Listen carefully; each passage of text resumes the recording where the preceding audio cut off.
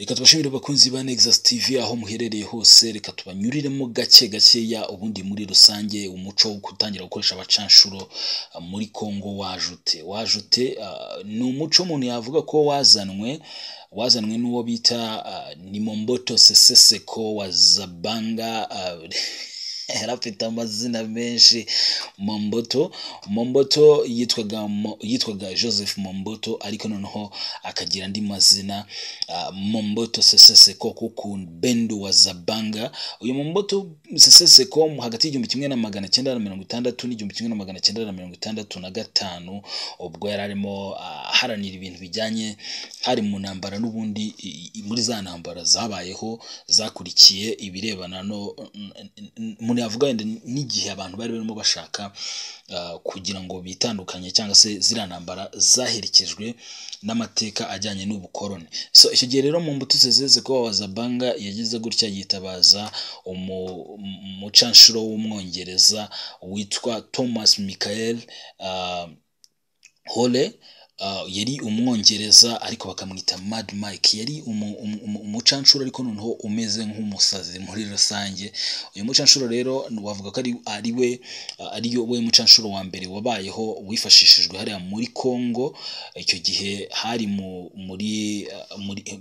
habayeho inite yafashije mu gufata like Katanga, gufata Katanga yitwaga Fort Commando. Mu nyuma ariko umuminisitiri w'intebe wabayeho n'ubundi muri za 1964 witwa Nsombe, uyu nawe yifashishije abacanshuro bagera muri 300 babaga muri yo bita 5 Commando. 5 Commando ikaba yarigizwe n'abacanshuro ahanini baturuka mu gihugu cya Afrika y'Epfo, bafashije mu kurwanya inyeshyamba z'abarevolutionnaire zitwaga Simba. So mu nyuma rero izi nyeshyamba zikaba zari inyeshyamba zikomeye cyane kuko zararwanye kugeza aho zafashe hafi igihugu 1/3 cy'igihugu, ariko mu nyuma ziza kuza kugira gutsindwa n'aba bakomando bagera muri 300. So mu nyuma rero haje kuza kubaho indi unite nayo yafashije mu kugarura bari bafashwe bugwate n'izi nyeshyamba za Simba. Iyo operation yitwaga Operation Dragon Rouge.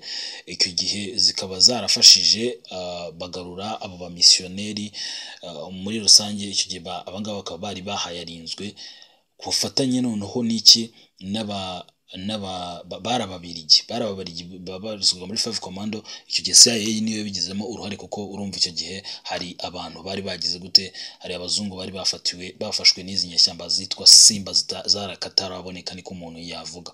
Mu nyuma ariko mu myaka n'ubundi hakomeje kugenda haboneka abandi bacanshuro n'ubundi bakomeje kugenda bifashishwa. Umuntu yavuga nk'abacanshuro bari bayobowe n'umufaransa hagati ya muri za 1966 gutyo, nabo bafashije mu bintu bitandukanye mu kugarura agace kitwa Stanleyville, also known as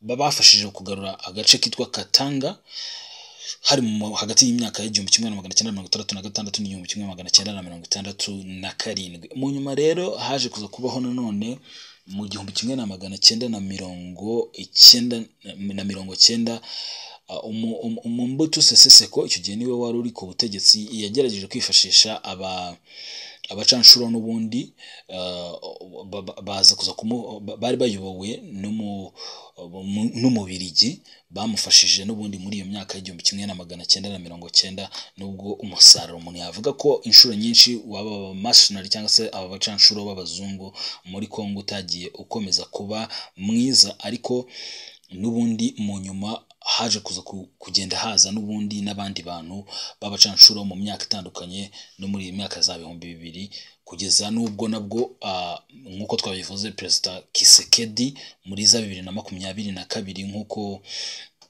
bwa mbere na mbere byatangajwe na guverinoma y'u Rwanda yuko Kongo noneho yatangiye kuzana abacanshuro, ibintu bavugaga ko guverinoma y'u Rwanda yagaragazaga ko mu by'ukuri bibangamye kuba noneho intambara y'abanyagihugu yongewemo abacanshuro, bagaragaza ko mu by'ukuri ibyo bintu biteje inkeke. Icyo gihe mu itangazo rya guverinoma y'u Rwanda bavuze ko kuba Repubulika Iharanira Demokarasi ya Kongo yagize gutya ikiyambaza abacanshuro mu ntambara atari igikorwa kigaragaza ko iyi leta cyangwa se guverinoma ya Kongo kuko igamije kugarura amahoro, ahubwo ari ibintu bigiye kwenyegeza umuriro, kandi bigaragara ko bibangamiye n'ubundi kuko ni intambara iri kubera ku mupaka w'u Rwanda, bibangamiye mu by'ukuri ubusugire bw'igihugu cy'u Rwanda. Ibi bintu rero byakomeje kugenda bizamuka cyane, bigenda bigarukwaho mu nama zitandukanye zagiye ziba, ariko mu by'ukuri biza kurangira icyo gihe guverinoma ya Kongo nta kintu yabivugagaho kigaragara gifatika. Biza kurangira hari amakuru yagiye yegeranwa yuko ku itariki ya 22 hari muri 2022 hari indege y'abanyaromaniya yagize gute, Romania Airline yazanye abo bacanshuro ndetse n'amafoto yabo agenda atangira kugenda asirikira hirya no hino. Bakaba ari abacanshuro rero umuntu yavuga ko babazungu, abo ngabo turimo tuvuga banyuze hano mu Rwanda basubira iwabo, bakaba bari abacanshuro rwose, barimo abagizwe umutwe w'abacanshuro witwa Russian Wagen. Abacanshuro mu by'ukuri bakaba ari abacanshuro bagiye bifashishwa mu bikorwa bigiye bitandukanye, ariko mu by'ukuri biza kurangira ahangaha muri Kongo badatanze umusaruro ufatika.